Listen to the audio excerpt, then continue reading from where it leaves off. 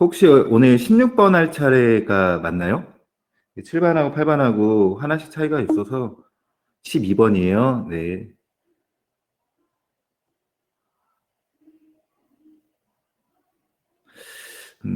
오늘도 어제 이어서 월요일에 이어서 문제를 이렇게 좀 풀 예정입니다. 혹시 프린트 있는 사람들은 프린트 갖고선 보면 좋겠고, 없는 사람들은 좀 어쩔 수 없는 것 같아요. 그냥 보는 걸로 이렇게 하겠습니다. 여기 2kg짜리 물체가 이렇게 있어요. 그러면 2kg을 보면 우린 기본적으로 이제 아래로 20N의 힘을 받고 있구나라고 생각을 할 수 있겠습니다. 먼저 기억은 가장 기본적인 내용이라서 먼저 하고 가겠습니다. R자임의 크기는 5N이다라고 했는데 R자임은 합력이라고 합니다. 이렇게 작용하는 힘을 모두 더했을 때 얼마일 것인가라는 거예요. 그러면 우리는 MA라고 이렇게 쓸 수 있겠는데 이 물체가 정지 상태로 존재하죠. 따라서 가속도가 0입니다. 얘가 0이라는 뜻은 이 부분도 0이 돼야 되겠어요. 다시 말해서 합력이 0이다. 합력이 0일 때 우리는 두 가지가 되겠습니다. 정지 상태거나 또는 등속도 운동 이렇게 하겠죠. 그래서 얘는 틀린 겁니다. 정지 상태 또는 등속도 운동일 때는 항상 R자임 또는 합력이 0이다라고 생각을 하고요. 수평면이 떠받쳐주는 힘의 크기는 얼마인가? 이 물체를 다시 잘 보면요. 얘는 아래로 중력이 20N이 작용하고 있습니다. 그리고 윗방향으로 5N이 있어요. 근데 이 물체가 정지 상태로 있는 이유는 바닥면이 떠받치는 힘이 있습니다. 이 크기는 15N이겠죠. 합해서 0이 돼야 될 테니까 이런 힘을 우리는 수직항력이라고 합니다. 수직항력 이렇게 얘기합니다. 그러면 이 물체에서 수직항력은 얼마인가 라고 했을 때 15N이라고 볼 수도 있겠습니다. 이유는 맞는 보기고요.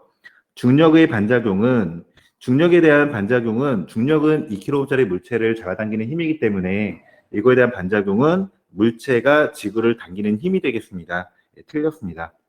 작용과 반작용은 어느 순간 되면 여러분 가장 쉬운 문항이 되겠어요.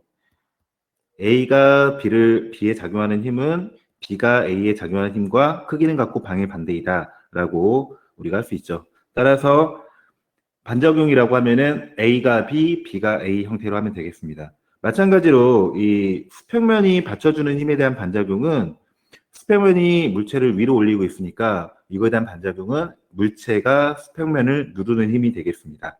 그래서 답은 2번 이렇게 표기할 수 있겠습니다.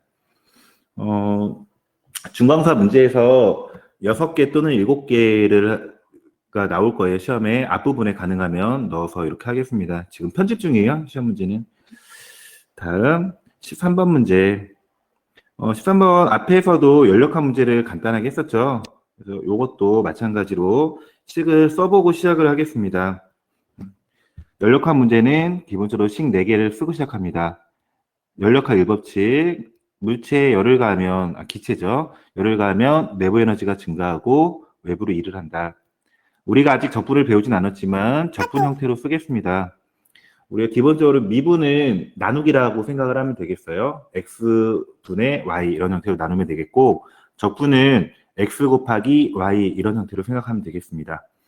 곱하기라고 보면 되겠죠. 그래서 압력과 부피의 곱이다라고 생각을 하고요.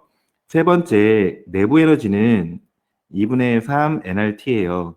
이 식이 의미하는 바는 기체의 내부 에너지는 온도만의 함수다. 그러니까 온도에 따라서만 결정이 되는 함수고요. 요 앞에 이 두 가지는 상수예요. 몰수와 기체 상수. 마지막으로 이상기체의 상태 방정식이 있습니다. 2분의 3 nRT, P분의 nRT 이상기체 상태 방정식입니다. 중학교 때 배웠던 보일샤르레 법칙을, 보일러 법칙과 샤르레 법칙을 합한 형태가 되겠습니다. 화학 시간에도 여러 번 다시 배울 것으로 생각됩니다. 기억에서 A에서 B 과정에서 기체는 외부로 이러했다. 지금 부피가 팽창했기 때문에 요 식을 사용해 보면 외부로 일을 하였습니다. 부피가 팽창했기 때문에 니은 B에서 C 과정 기체의 내부 에너지 증가한다. B에서 C는 등온 과정이므로 내부 에너지 변화가 없습니다. 실제로 B에서 C 과정은 B에서 C 과정은 등원 과정이고, 등원 과정이면 위에 식을 여기 보면 내부 에너지 변화가 없죠. 그렇다면 외부로 열과 일이 똑같습니다. 그래서 얘는 일을 받아서 열을 방출한 케이스입니다. 왜냐하면 이제 부피가 줄어들었기 때문에 일을 외부로 한 것이 아니라 외부로부터 일을 받은 거예요. 그리고 열을 방출했다라고 볼 수 있겠습니다. 얘는 틀린 보기, 얘는 맞는 보기. 그리고 AB 과정에서 기체가 외부에 한 일은 BC 과정에서 기체가 받은 일에 보다 크다. 여기 일의 크기를 비교하고 있어요. 그러면 일의 크기는 이 부분입니다. A와 B 과정은 요 사각형이 되겠고요. B에서 C 과정에서는 여기 파란색으로 그려져 있는 형태가 되겠습니다. 요만큼 더 커요. 요만큼 더 큽니다. B에서 C 과정이 A에서 B 과정보다 절대 크기 값이 하나는 일을 한 거고 일을 받은 거지만 일단 크기만 비교했을 때 여기 파란색 요 그림만큼 차이가 있습니다. 그래서 얘도 틀린 보기가 되겠습니다. 답은 1번 이렇게 되겠어요. 필기할 부분은 필기하고 여러분 캡처하거나 아니면 필기를 하면 좋겠습니다. 시험지에다 하면 가장 좋겠고요. 다음 문제. 사실 이런 문항은 여러분 좀 어렵게 느낄 수가 있어요. 이런 문제는 어렵게 느낄 수 있지만 문제를 어느 정도 연습이 되어 있는 상태에선 상당히 쉬운 문제입니다. 왜냐하면 평균 속도를 이용하면 바로 문제가 풀립니다. 여러분이 직접 문제를 많이 읽는 습관을 좀 가졌으면 좋겠는데 일단 읽었다라고 가정하고 하겠습니다. A는 등속도 운동이고 B는 등가속도 운동을 하고 있어요. 그러면 A는 계속 속도 V로 일정한 것이고 B는 처음에 정지 상태에서 어떤 속도 V를 갖겠죠. 그 V가 얼마일까라고 생각을 할 수 있겠습니다. 대문자 V로 한번 놔보겠습니다. 그렇다면 A의 평균 속도는 V예요. V에서 V니까. B의 평균 속도는 2분의 V죠. 왜냐하면 평균 속도는 처음 속도와 낮은 속도의 합을 2로 나눈 거니까 이렇게 돼요. 그런데 같은 시간 동안 A는 L만큼 같고 B는 2L만큼 같습니다. 따라서 평균 속도가 2배가 속도가 V라면 B의 평균 속도는 2배로 많이 갔으니까 2V가 돼야 됩니다. 근데 2V가 바로 2분의 V니까 V는 4V인 걸 알 수 있습니다. 이때 속도가 4V라는 뜻입니다. 이제 우리 등가속도 운동 공식이 있었습니다. EAS는 V제곱 마이너스 V0의 제곱. 이 식을 사용하겠습니다. 여기서 처음 속도는 0이니까 빼고 이 식을 그대로 활용해 보겠습니다. 2배에다가 가속도, 거리는 2L이죠. 는 V, 4V의 제곱입니다. 계산하고 싶은 게 지금 가속도니까 A는 덕하니 왔어요. 4L분의 4V의 제곱. 얘는 L분의 4V의 제곱. 이렇게 되겠습니다. 여러분 이게 조금 어렵다라고 느낄 수 있지만 실제로 익숙해지면 평균 속도를 바로 활용해라고 생각하면 어렵지 않습니다. 답이 5번이 되는 문항이었습니다. 이것도 잠깐 필기할 사람들 필기하고 필기가 어려운 학생들은 문제 한번 더 보고 갔으면 좋겠습니다.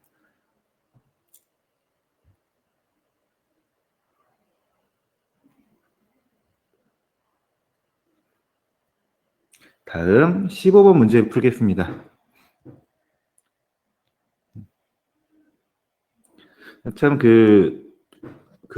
시험지 풀이를 요청하는 학생이 개인적으로 연락하는 학생이 굉장히 많았어요. 근데 내가 개인적으로 아직 시험 문제를 못 낼 정도로 바쁘기도 하고 그리고 꼭 필요한가라는 생각도 있어요. 거의 모든 문제를 다 풀이를 바로 만들기는 어렵겠고 선생님이 아마 이번 주말이나 이렇게 시간이 되면 간단하게라도 좀 만들어서 이렇게 올리는 형태로 생각은 하고 있어요.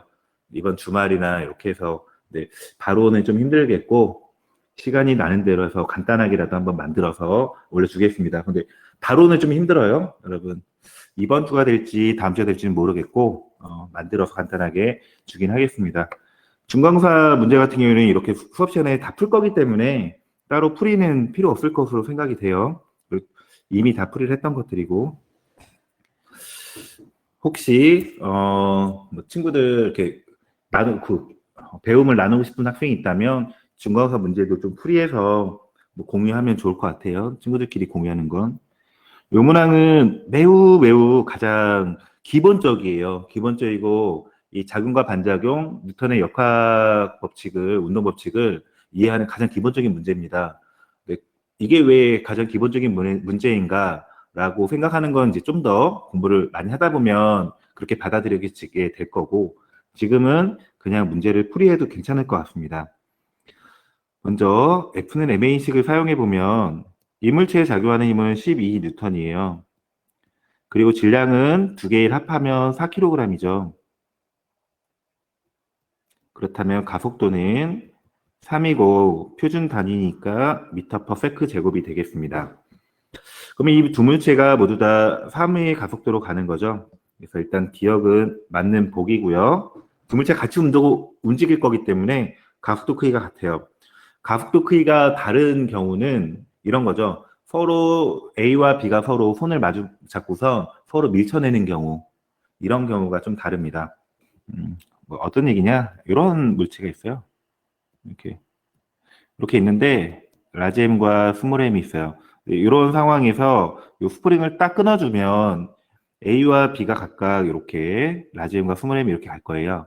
이때는 힘의 크기가 똑같고 질량이 다르기 때문에 가속도가 다릅니다. 그런데 여기처럼 같은 힘을 받았을 때는 가속도가 똑같습니다. A와 B의 알짜임을 물어보고 있어요. 그러면 알짜임은 사실 그냥 각각의 가속도가 3이기 때문에 얘는 9뉴턴, 얘는 3뉴턴이라고 이렇게 하면 되겠습니다. 물론 얘와 얘를 더하면 여기 12뉴턴이 돼야 되는 게 맞습니다. 그래서 니은도 맞는 복입니다. 그 다음 B가 A에 작용하는 힘은 B가 받은 이 3뉴턴은 A가 준 거죠. 따라서 A가 B한테 3뉴턴의 힘을 줬으니까 B도 반작용으로서 3뉴턴의 힘을 줘야겠습니다. 그래서 디귿도 맞는 보기가 되겠습니다. A 입장만 한번 생각해 볼게요. A는 3kg짜리인데 왼쪽에서 12뉴턴의 힘을 받고 B가 A한테 반작용으로서 3뉴턴의 힘을 줍니다. 그러면 실제 이 물체에는 이렇게 9뉴턴의 힘이 작용했구나 라고 생각할 수 있겠습니다. 여기서 바로 이 9뉴턴이 알짜 힘이 되겠습니다. 알짜 힘. 그래서 339 이렇게 되는 거죠. 가속도가 3으로. 답은 5번이 됩니다.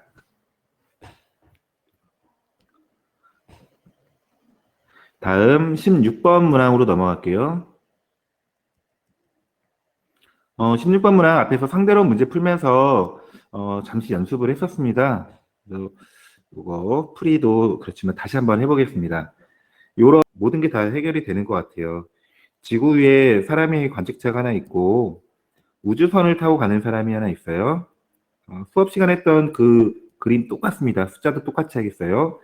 얘를 A로 하고 얘를 B라고 했을 때 얘가 8광년 떨어져 있는 별을 갑니다. A가 가는 거죠. 이때 속도는 0.8c예요. 빛의 80%로 간다. 라고 했을 때 펜의 크기를 좀 바꾸고 이때 식은 먼저 B의 입장에서 생각해 보겠습니다. B의 입장에서는 8광년 떨어진 별을 0.8c로 A가 가고 있어요. 8c가 떨어져 있는 8c로 가고 있으니까 시간은 8광년을 0.8c로 가니까 이 C는 빛이죠. 이렇게 지우면 얘는 10년이구나 라고 생각할 수 있습니다. 여기서 10년이라는 것은 자신의 시계로 10년입니다. 본인이 20살이었다라고 한다면 본인이 30살이 됐을 때 A가 도착했겠구나 라고 생각을 할 수 있다는 뜻이에요. 본인의 시계로 10년. 그렇지만 B는 A는 시간이 느리게 갈 거기 때문에 자신보다 느리게 가죠? 감마만큼 느리게 갑니다. 그 얘기는 나한테는 10년이지만 쟤한테는 감마 3분의 5만큼 느리게 갈 거기 때문에 이때 시간은 10년이 아닙니다. t0는 6년이 되겠습니다. 이 6년의 의미는 B가 생각할 때예요. 이 모든 건. B가 생각할 때 나는 이제 20살 때 같이 출발했어요. 둘이. 그러면 나는 30살이 되었는데 A는 이제 26살이 되겠구나. A는 시간이 느리게 가니까 6년이 지나겠구나. A한테는. 왜 이걸 팽창이라고 하는가? 처럼 사용했다라고 볼 수 있겠어요. 나한테 10년이지만 A는 시간이 느리게 가서 얘는 6년이다라고 생각할 수 있습니다. 그런데 이제 A 입장에서는 자신이 움직이는 것이 아니라 지구가 나로부터 멀어지고 그리고 별이 나한테 가까이 오는 겁니다. 그런데 여기서 이 팔광년은 A한테 생각할 수 없어요. 왜냐하면 A는 저 별까지 거리를 팔광년으로 보지 않습니다. 팔광년보다 짧은 거리로 봐요. 그러면 얼마로 볼까? 나는 0.8시로 6년이 걸렸어요. 그러면 얘는 거리는 68, 48에다가 C는 광이죠. 그리고 시간, 년 붙여서 4.8광년 떨어져 있다라고 생각합니다. 까지 거리를 4.8광년으로 봅니다. 그리고 저 별은 나한테 0.8C로 오고 있는 거죠. 그러면 여기서 우리 고유 시간과 고유 거리를 다시 한번 회귀해 보겠습니다. T는 감마 T0고 L은 분의 L0예요.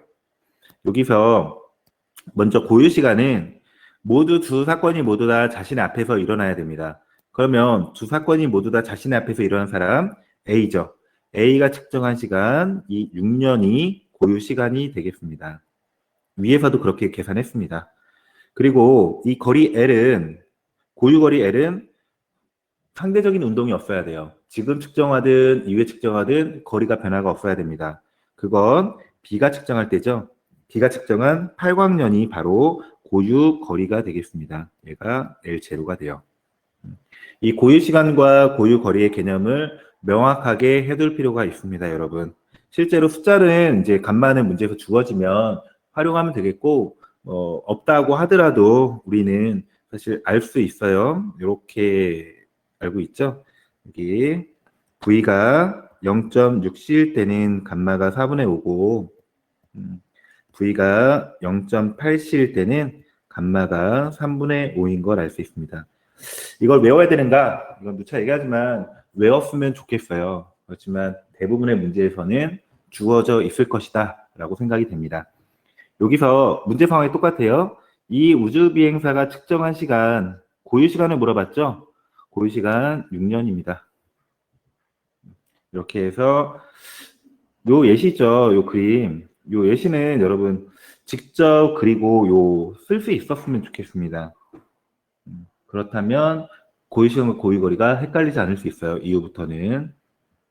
다음 문제 풀어봅니다.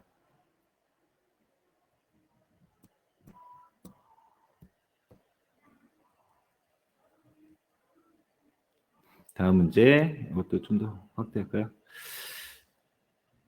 수평면에서 두 개의 물체가 충돌을 했어요. 이제 문제 상황은 여기 A가 있고, A가 이렇게 가고 있고, B는 정지 상태에 있었습니다. 근데 얘가 충돌한 다음에 A의 충돌 후 보니까, 마이너스 값을 갖고 있어요. 그 얘기는 A는 지금 뒤로 가고 있다라는 걸 알 수 있고, B가 원래 정지 상태였는데 앞으로 가고 있습니다. 이렇게 가는 형태가 되겠어요. 숫자를 넣어 보겠습니다. 얘는 5m/s였고요. 물체의 질량은 2kg이었어요. 마찬가지로 얘도 2kg이고 A는 지금 충돌 후 마이너스 3이 되겠습니다. 3m/s 이렇게 되겠습니다. 뒤로 3인 거죠. B는 충돌 후 2m/s를 가졌네요. 질량을 묻고 있습니다. B의 질량 M으로 놔보겠습니다. 이제 식을 세워서 풀면 되죠. 충돌 전 운동량은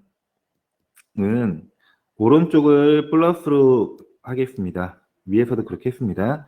그러면 충돌 전은 10이 되겠죠. A, B는 0이고요. 충돌 후 운동량. 방향을 따져줘야 돼요. A는 반대 방향이니까 마이너스 6 플러스 B의 운동량 2m 이렇게 되겠습니다.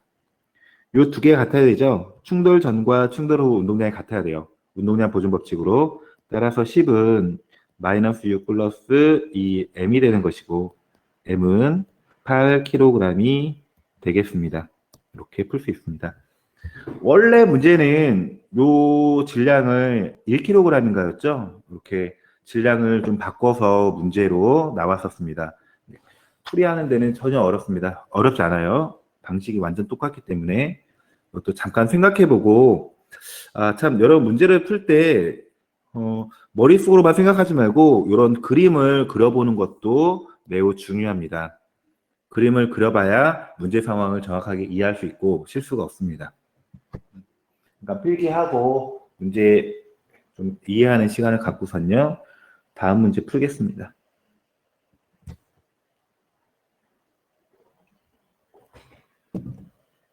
다음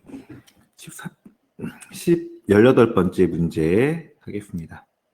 18번 문제.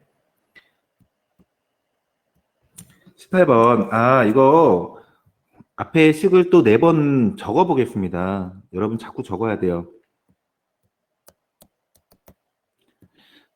Q는 아이고 요 아래다 적을까요? 열을 가하면 내부 에너지가 증가하고 외부로 일을 한다. 그리고 일은 압력과 부피의 곱이다. 좀 식이 이쁘지가 않네요. 이렇게. 그리고 내부 에너지는 온도만의 함수다. 여러분 참고로 이제 2분의 3 NRT라고 자꾸 쓰고 있는데 단원자 이생기체만 이렇게 해당이 돼요. 근데 고등학교 과정에서 단원자 이상기체만 배웁니다. 그래서 이 식으로 쓰는 게 그다음 문제는 없을 것으로 생각돼요. 대학 가면 이원자도 배웁니다. 걔는 또는 고체도 배우고요.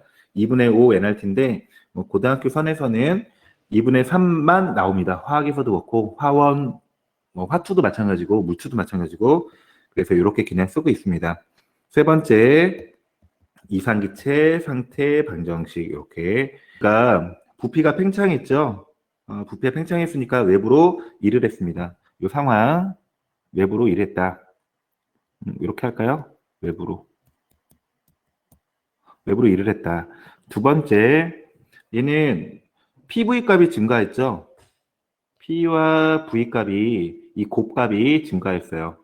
그 얘기는 온도가 올라갔다는 얘기고 얘는 내부 에너지가 증가했다라고 볼 수가 있겠습니다. 이 문제에서 알 수 있는 것은 한 가지 더 외부로 일도 했는데 내부 에너지도 증가했죠.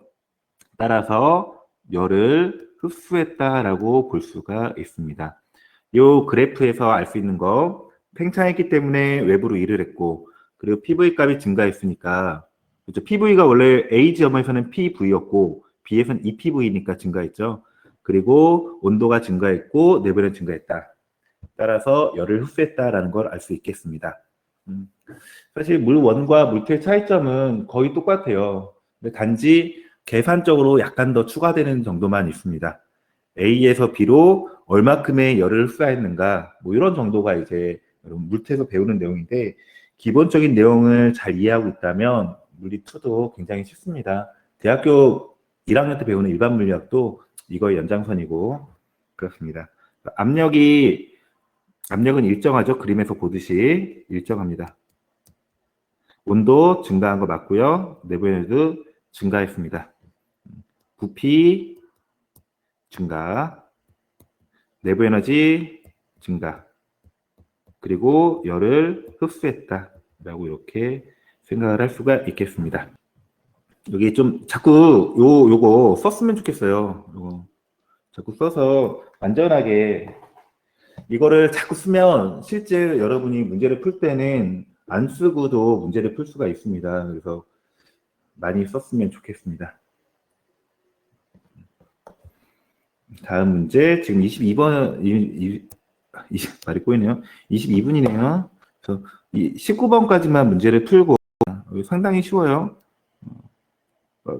대부분의 학생들이 또 맞춘 문제이기도 합니다. 열역학 2법칙에서 이제 열기관의 효율을 묻고 있어요. 그래서 열기관은 먼저 열기관은 열에너지를 일로 전환한다. 맞는 거죠. 그리고 여기 보면 이제 3Q를 넣어서 이제 저열에서 2Q를 버리고 W에 1을 했어요. 그래서 2Q 플러스 W가 되는 것이고 W는 여기서 Q가 되는 거죠. 니은도 맞고요.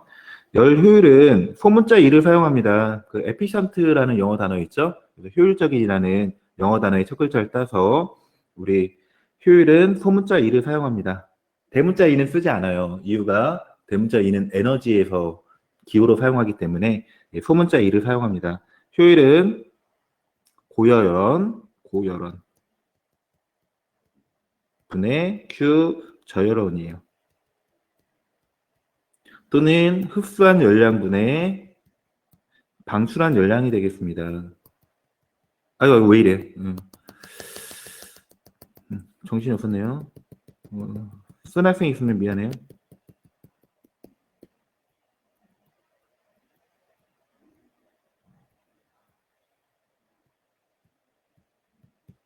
안 지워지네요. 미안합니다. W죠. 외부로 한 일이 되겠습니다. 그런데 얘는 어차피 외부로 한 일이 저거에서 뺄 수 있기 때문에 Q 고열 흡수분의 이거는 이제 고열원이라고 볼 수 있어요. Q 방출, 그러니까 저열원으로 방출한 거를 뜻합니다. 1 마이너스 이렇게 할 수 있죠.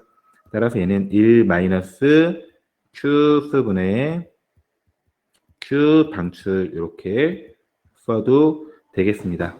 이 기관의 열 효율은 이제 3Q를 쓰해서 외부로 한 일이 W니까 이 W는 Q고요. 따라서 얘는 3분의 1 이렇게 되겠습니다. 노트북이 열을 받았나 좀 필기가 이상하네요. 좀 지켜야겠습니다. 이렇게 3분의 1 틀렸어요. 답이 4번이 이렇게 되겠습니다. 우리 문제가 그 중간사 문제가 26개죠. 그래서 내일 또 들었을 텐데 내일 나머지 문제들도 풀이하겠습니다. 중간고사 급반사 공부한다 생각하고 내일도 수업 참여를 좀 잘했으면 좋겠고요.